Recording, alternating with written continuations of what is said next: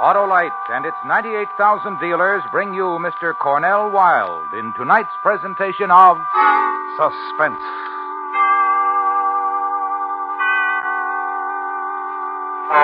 Tonight, Autolite presents a story based on fact. The dramatic report of a murderer and how he spent 7 hours with a young lady before he killed her. It's called Somebody Help Me. Our star, Mr. Cornell Wilde.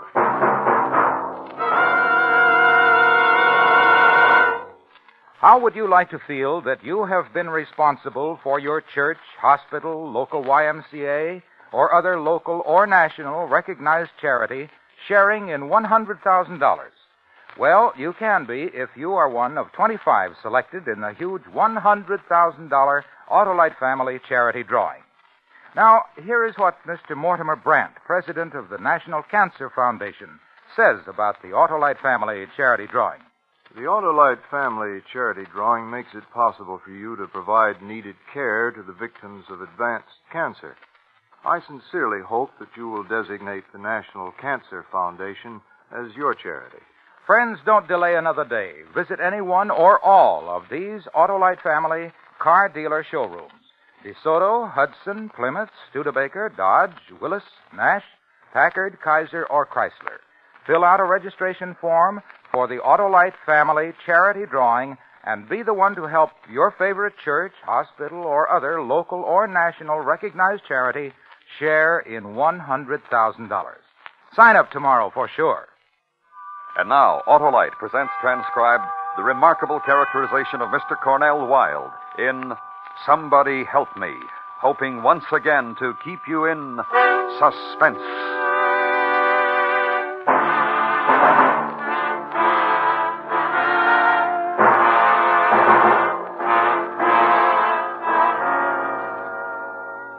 You are witness to a murder, a violence in a town on the eastern seaboard. An act of rage and of fury striking out from a place of darknesses deep within a man, which became someone's death. And here is the murderer. Now, you listen to me, Shirley, honey. I need you. I'm lonely for you, honey. Like all day today, like now, honey. Making the little whimpering sound busting in here like you did when you got no right. I've got a right, Cheryl, being a husband to you like I was for so long. Husband. Eddie, gentle talking Eddie, who made my life miserable and ugly because he's a... You tell me, honey. What am I? What you are, I don't have to think about anymore, or worry about, or get ashamed about. You don't want to understand, do you, Cheryl? You're not even trying to, honey. It's over, Eddie. I don't have to try anymore. We're divorced 3 months now. And I'm doing great, doing fine. So who needs you, Eddie? I don't care what happens to you anymore. No, don't say a thing like that, honey. All you got to do is like me again like you used to. Stay away from me. Don't talk like that. Your throat goes hard when you talk like that. Hard instead of soft the way I remember. Ellie. Don't do that, Cheryl! The scissors, Eddie. If you touch me once more, I'll kill you. So help me, I'll kill you.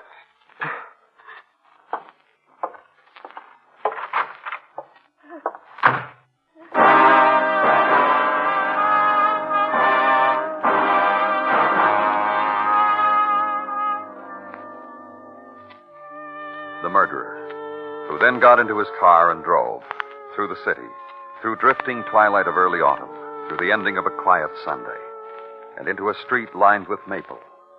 At the corner, a girl waiting for a bus. Hey, Eileen! Eileen, victim. Eileen Hall. It's me, Ed. Eddie Franklin. Not just some guy trying to pick up. Ed. I'm sorry. I really did think you were some fresh kid or something. Can I drive you someplace, Eileen? Well, it's no trouble, honest. I was just driving around. Oh, no special place to go. No one to see. You give me a real pleasure. Oh, you're sure it's no trouble? My pleasure, honest. Come on, my pleasure. Hop in. Eileen, dear, wait. Who's that? Just Lois Anderson's, a girlfriend of mine I was visiting with today. I just left her house a few minutes ago. Do you mind if I... Oh, no, not one little bit. You go right ahead, Eileen. I'll wait. What is it, Lois? Something I forgot to give you, dear. A little present I had for you. I wrapped it nice. You can open it when you get home. Oh, thanks, Lois. Don't keep your fella waiting, dear. Whoever he is. Anyone I know? I don't think so. Thanks again, Lois. Well, I was coming out of my house and I saw the car drive up and stop, and I thought It's all right. I know him. He's a friend. Good night, Lois.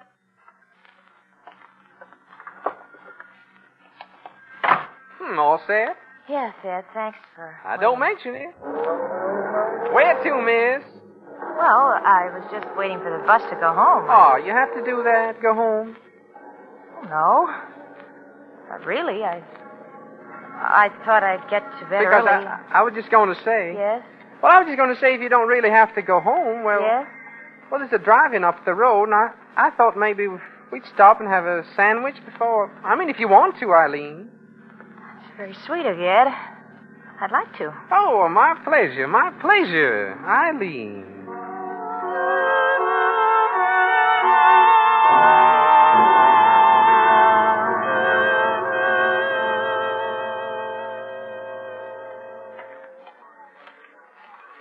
Your sandwiches, folks, and the Cokes. If you'll just adjust your window. Well, thanks. I'll just screw this tray on tight. Well, there you are, folks. Be happy. Well, thanks, honey.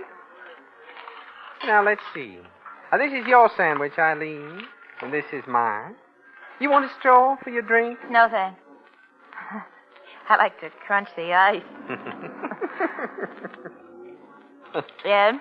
Mm-hmm. Your wife, has she, Oh, that's done and finished. Eileen, I told her off good today. I said, stop bothering me. Stop hanging around. Stop calling me. No, we're divorced, I said, and if that doesn't mean anything to you, it sure does to me, I said. Why? Did you think that I don't know what I thought, Ed. I just Oh. wondered the couple of times I met you, you talked about her, and I... Eileen, Yes? I'm glad I happened to see you waiting there on the corner tonight. You know, I was just driving around and nothing to look forward to. There you were in the twilight. Why, Ed. Well, what's the matter? Well, nothing. Nothing's the matter. It's the way you said that. I didn't suspect you could... Oh, well, I've got 1 million of them. A whole million. You're fun, Ed. I think I like being with you. Well, me too, Eileen. You know, I wanted to call on you so many times, but... What? Hey, pal. Want to move your car a little bit? So as I can park in that space next to you? You hear me, pal? Oh, one of those, huh? Shut up! Ed, all you gotta do is just pull over a little and... He's got no right to. I'll show that loudmouth. Now, what's with you, big mouth? You figure I own the world or something? Oh, I got me one of those. What are you, a miser, kid? You collect parking spaces? All you gotta do is move your car a little. I'm not going to, big mouth. I got there first. Me and my girl, we don't want to move. We're not going to move. Yes, you will, kiddo. Why, stop it. Stop that. Stop it. You too crazy or something? Well, you heard him, Eileen. You saw him. He shoved. Stop it. You hear? Ed, let's get out of here. Let's go someplace else. You want to? You really want to? Tell him you want to, lady. All I am is hungry for a cheeseburger, so get him away from me. Let's go somewhere else, Ed. Maybe where we can dance. Someplace I know a place on the highway where there's a jukebox. That sounds like fun. Let's go there, Ed. My pleasure, Eileen.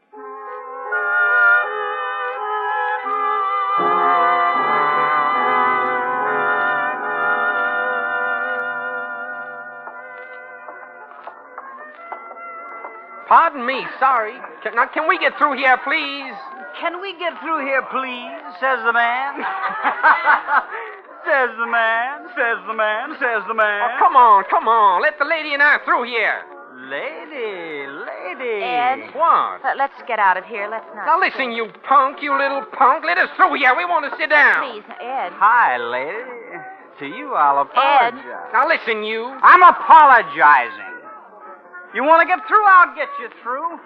Get out of the way. Out of the way. Let these two good people by. Let them by. Table you wanted, lady? Thank you. Sit down, lady. Now, mister, what about me being a punk before you sit down, that is? You tell me that. Oh, well, Before you sit down, that is. No, forget it. No offense. You know, all those people and bumping and everything. Sure. And you know what? Huh? Hi, I'm Bernie. Hi. Hi, lady. I'm Bernie. Eileen. And I'm Ed. Hi. Mind if I do? I knew you wouldn't. Sit down, Ed, and join along. Hi. Hello. What's the matter with you? Get him. Hey, Eileen. What? What do you want? What are you laughing at? Mostly you. A long face to this kind of place. Informal. Yeah, friendly, Eileen. Now, we've forgotten. Come on. Sure. Sure it is. Eileen? Hi. You see, Eileen? Hi, Bernie. Yeah, me too. Hi, Ed. Yeah. Hey, you know what you ought to do, Ed? Hold up 3 fingers and yell beer so Eileen and me can finish out the dance. Yeah. Come on. All right. Hey, 3 beers. Hey, you, 3 beers.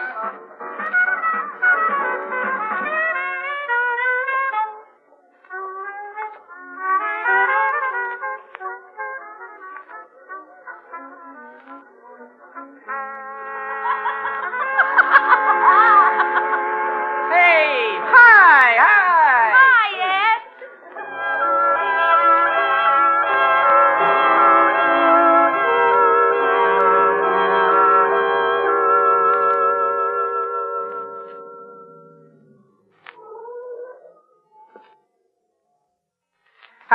I'll tell you what.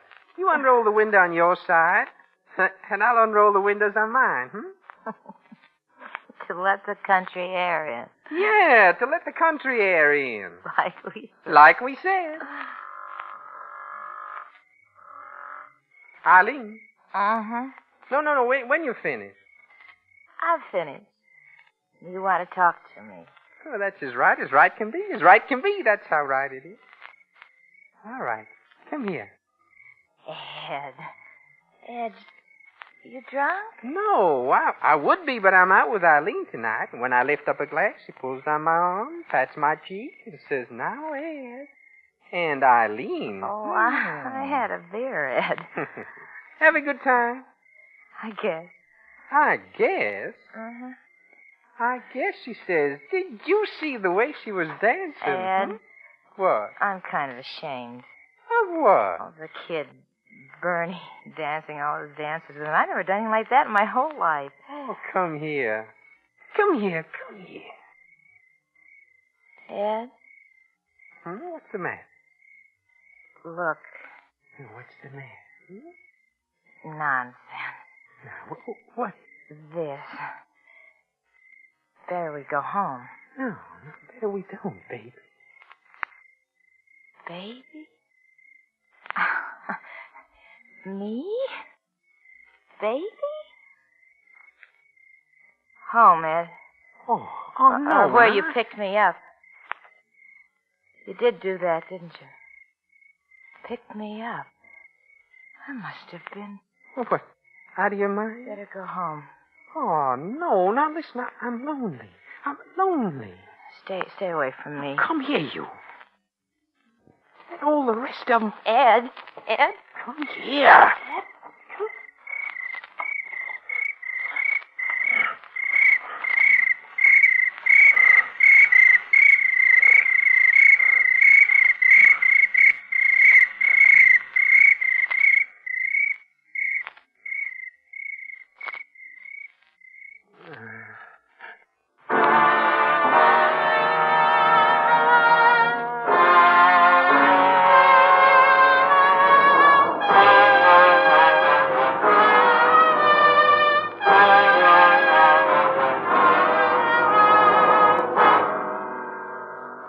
Autolite is bringing you Mr. Cornell Wilde in Somebody Help Me, a story based on fact.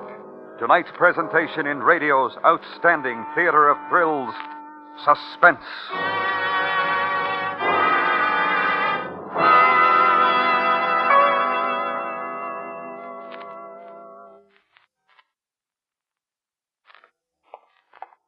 Hello, Harlow. Why, hello, Jim. What's the good word? The word and the car is Chrysler, Harlow. Mm-hmm. I'm going down to pick up my new 54 Chrysler right now. Well, we're saluting Chrysler on Suspense tonight as a distinguished member of our Autolite family. And it'll soon be a distinguished member of my family, too, Harlow. What a car. Sleek and beautiful. But that's only part of the Chrysler story. What comfort. Chrysler seats are regular chair height with plenty of headroom and hat room. And for convenience and safety, there's Chrysler Power Steering, which is full-time power steering. Power brakes, and the most powerful engine on the road, the 235-horsepower Firepower V8 engine. Yes, sir, Harlow, my new Autolite-equipped Chrysler has everything but a driver. And I'm going to fix that right now. So long. Bye, Jim. Tell your dealer, by the way, that Autolite is proud of its long association with Chrysler and Chrysler dealers everywhere. And now, Autolite brings back to our Hollywood soundstage the remarkable characterization of Mr. Cornell Wilde in Elliot Lewis's presentation of Somebody Help Me, a story based on fact and well calculated to keep you in suspense.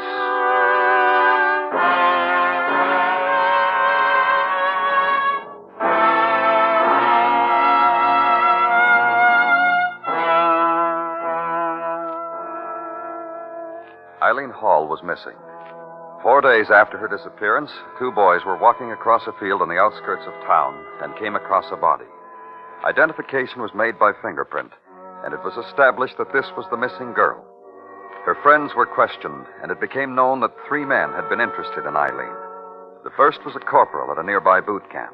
He stated he was on duty on the night of September 10th, charge of quarters, which checked with post records. Then a former shipyard worker, who it was recalled had pursued Eileen without success. She found out I was married. I told her I was right off the bat. Politely, in the nice way she had, she told me to beat it. I was playing poker on the night of September 10th. Which checked. A neighbor was questioned, a young man who had had several dates with her. Maybe 5 or 6 dates. We got along, I guess, but she got tired of going out with me. Guess we ran out of things to say to each other. The last time I saw her, it was pretty miserable. That was in July sometime. September 10th, I was out with Barbara. We get along fine. 2, on the basis of the identification, Mrs. Lois Anderson came forward, made a statement. Eileen was visiting with me. She left my house and walked to the corner to the bus stop. I ran after her to give her a little something I'd made for her. She was just about to get into an automobile that had stopped for her. Oh, no, I never saw the man before. He wore glasses. That's all I can remember. Medical authorities who performed an autopsy reported that Eileen had been strangled somewhere around midnight. From scraping under her nails that she had scratched her murderer, and that she had eaten a ham sandwich about an hour before her death. Therefore, a check was made of every restaurant and drive-in in the area. And one car hop said, I'm pretty sure it's the same girl. She was with a man with glasses on. Got into some kind of fight with another customer. I can't remember just what it was about. I see. I remember, though, at first I thought it was my boyfriend driving up. Same kind of car, and it was fancied up the same way. What kind of car was that? Convertible. Black convertible. Plaid top. Detective Tomasino had his men circulate through auto accessory stores, asking questions about a man who wore glasses and owned a black convertible with a plaid top.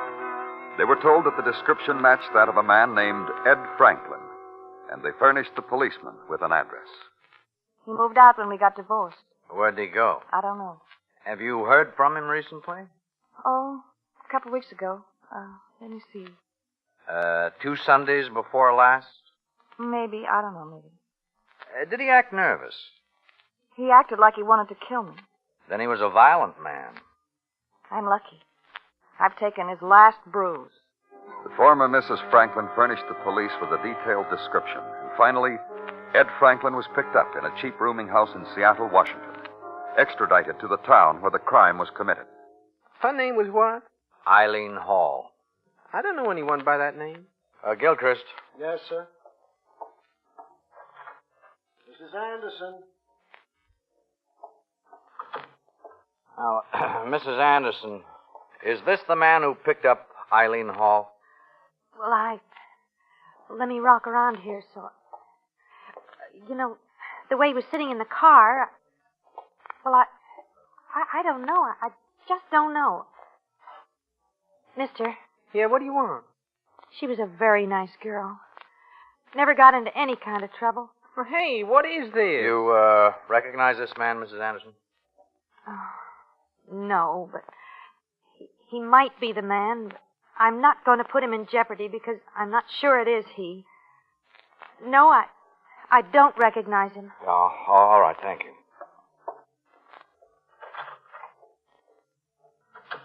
You see? See what? Well, she saw the killer and she said I'm not the one. Tell me something, Mr. Franklin. Well, any old thing. What were you doing in Seattle? Well, what's that got to do with... This is your home, Mr. Franklin. You were married here. Your job is here. Why did you go away? Well, restless. Why? Well, why does a man get restless? Tired of the same old thing? Well, that's right. Job, routine. Right. And the man gets lonesome. And the man gets lonesome, sure. For your wife? Well, what about her? I just asked if you got lonesome for her. Divorced her. Why? Well, nothing was good enough for her. Well, we didn't get along. We got divorced. Did you ever beat her? Well, no. Got along fine, then. I just told you we didn't get along. What line of work are you in? I'm a salesman. Leather goods. Wallets, belts, things like that? Yeah, that's right. Pretty good at it, too, huh? Sure. Then how come you were practically a vagrant in Seattle? Huh? Practically a vagrant in Seattle. Well, I... Upset about something? Running away from something? No. Then what? Well, just no, that's all. Get that boy, Gilchrist.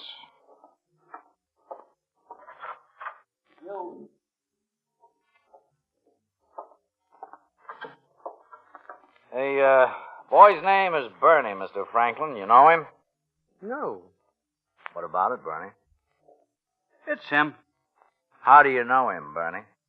I stood up to him in a juke joint once, and he fell down. Then there was a girl he was with. He watched me dance with her. Hi, Ed. Okay, Bernie. Gilchrist. Yes, sir. The two from the drive-in. This way, Bernie. Okay, you two.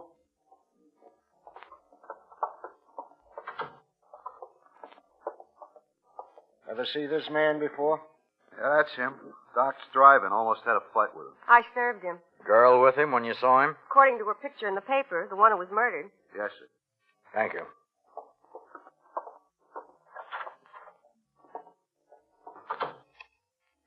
Well? Well, what? We got the middle of it, Franklin. You went to a drive-in and had a ham sandwich. You almost had a fight there. Then you went to a juke joint and you watched Eileen Hall dance with that boy.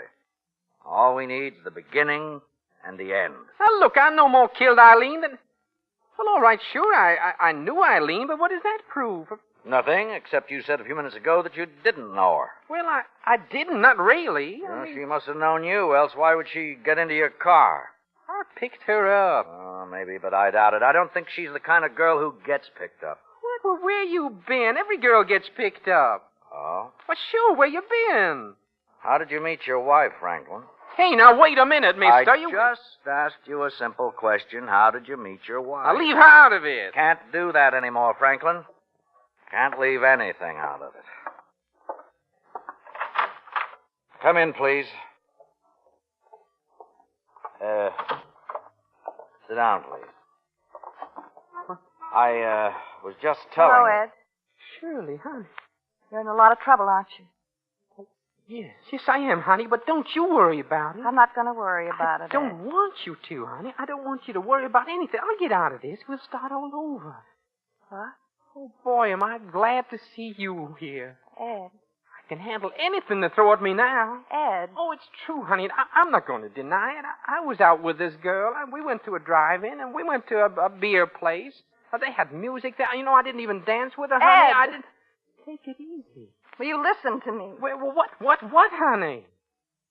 Ed. Sure, honey. What do you want? I don't care what happens to you. Listen to her. For what you've done, They can put you in the electric chair and they can flip the switch. You don't care, do you? You really don't. Shirley, please, please, please. I am in trouble now, and I'm frightened. And you remember how when it started, you and me. Remember how we said we beat each other, Shirley? Who needs her? Who needs her? I can get girls anytime I want. Pick a night, pick a time. Come on, honey. Come on. Hop in, honey. Eileen? Eileen? Franklin. What? What do you want? You were the man Lois Anderson saw, weren't you? The woman Eileen was visiting. Yeah. And the man who had the fight in the drive-in. Now, listen, that guy... The man who had the fight in the drive-in. Okay. And took her to the juke joint. It was just like that boy Bernie said. Okay. Why did you kill Eileen Hall?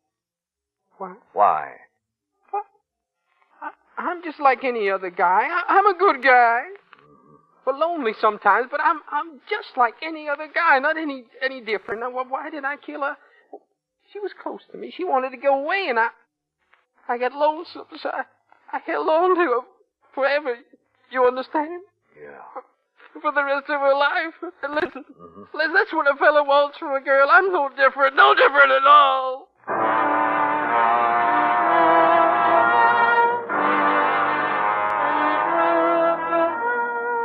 Franklin was executed for the murder of Eileen Hall. It is interesting to note that the clue, the final irrevocable clue that trapped him, was his only act of kindness to his victim. The sandwich he fed her before he put his hands about her throat and strangled her.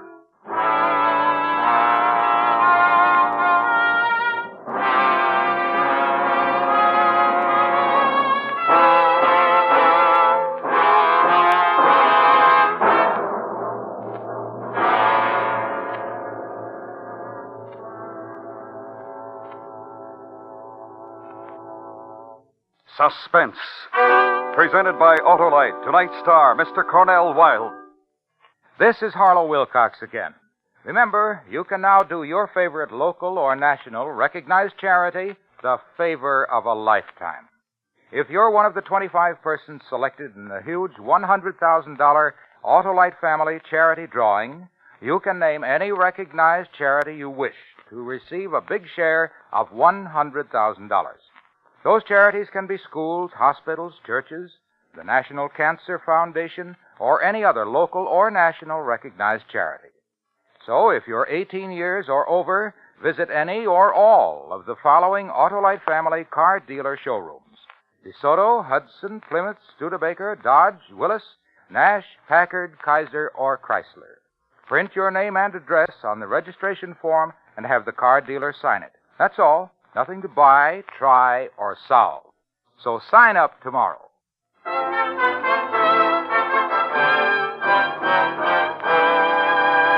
Next week, a story based on fact. The true report of a man who had everything going for him, but since all his dealings were illegal, it became necessary to move around more frequently than was usual. It's called Grand Theft. Our star, Mr. David Niven. That's next week on Suspense. Suspense is transcribed and directed by Elliot Lewis, with music composed by Lucien Moravec and conducted by Lud Gluskin. Somebody Help Me was written for Suspense by Morton Fine and David Friedkin, and based on research by Edward D. Radin. In tonight's story, Kathy Lewis was heard as Eileen, Mary Jane Croft as Shirley, and Joseph Kearns as Tomasino. Featured in the cast were Paula Winslow, Charlotte Lawrence, Larry Thor, Hy Averback, Sam Edwards, and Charles Calvert. This is the CBS Radio Network.